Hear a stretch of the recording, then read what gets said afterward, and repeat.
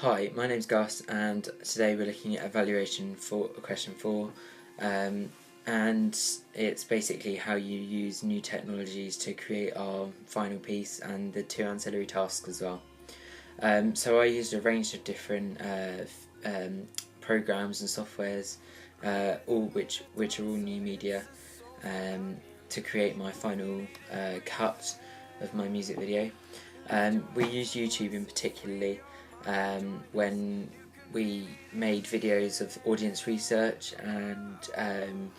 when we were looking at how we can do our risk assessments and things like that. We uploaded them straight to YouTube, and it was really easy to get some feedback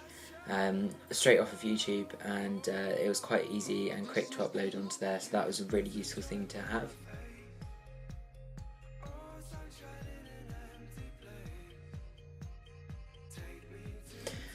We use Blogger, which is our main resource to put down our blog, what we record all of our stuff that we're doing. Comparing it with AS, I think that I've sort of made mine look a bit more professional and added more content into each posting, which will allow different varieties to form and come through.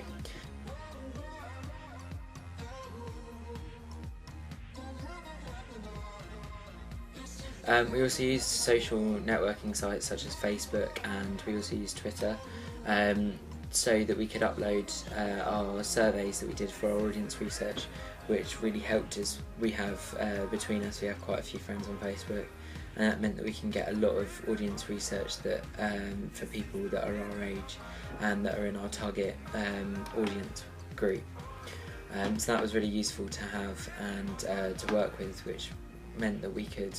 upload those straight to Facebook, which made life a lot easier for us, and it also made us think about how we could analyse the results that we got in as well.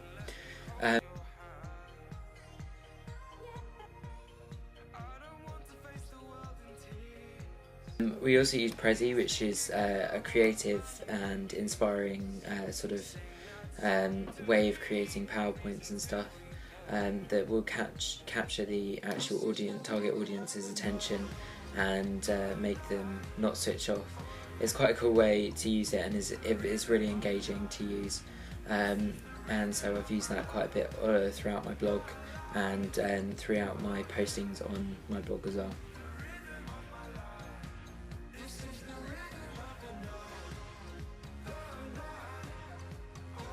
And we've used it for the ancillary tasks and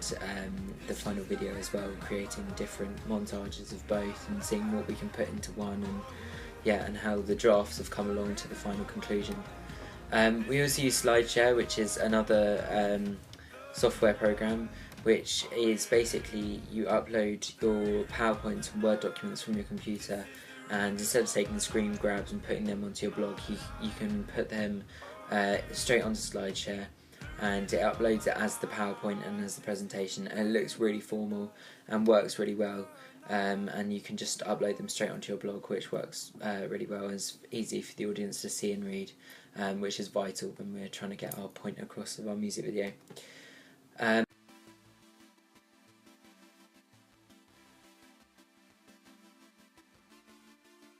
The cameras we used 2 types of cameras. We used 2 HD Panasonics handheld camera recorders for our actual shooting of our music video, and we had 2 so that we could have them at different angles but get the same shot at the same time. So we could have them a high angle and a low angle, and so we weren't wasting any of the paint or dust in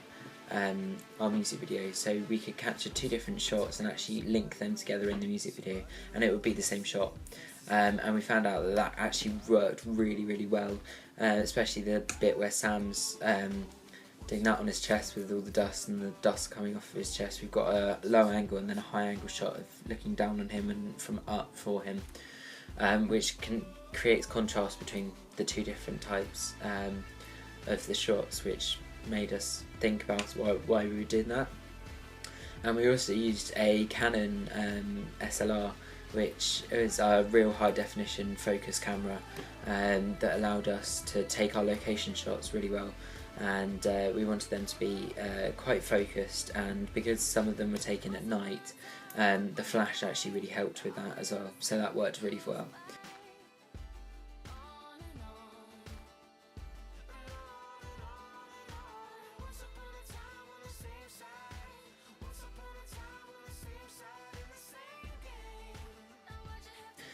For lighting, we used two of the big media production lights, which allowed us to create and backlit the shots,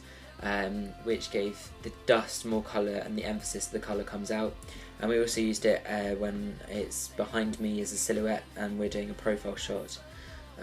which works and helped us create that effect as well. We also used two tripods to make sure that the cameras were steady, so that we could actually use the shots so they weren't shaking around all the time. So we used them and to get the right angles, and it would hold the camera at the certain angle that we wanted it to, so someone wasn't holding it there for a long time, which helped as well.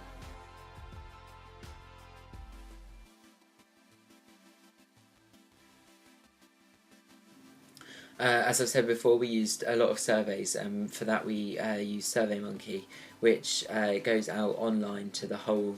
world basically, and we get feedback from our target audience groups, which helped a lot, and it analyses it into a pie chart for you as well, and we can get feedback in drips and drabs from different people, and that works really well, and we can just upload that straight to the blog and embed it, which helps so much.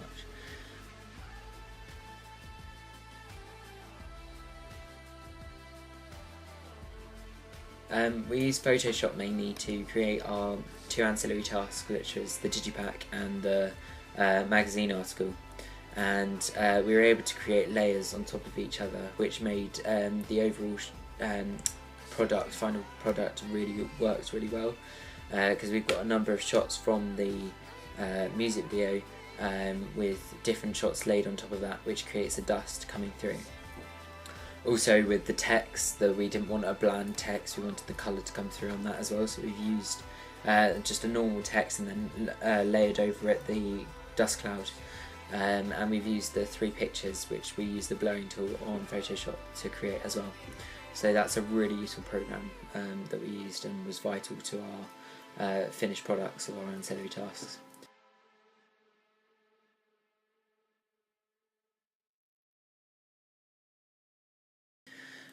For the main video we used Final Cut Pro, which was done on Sam's MacBook,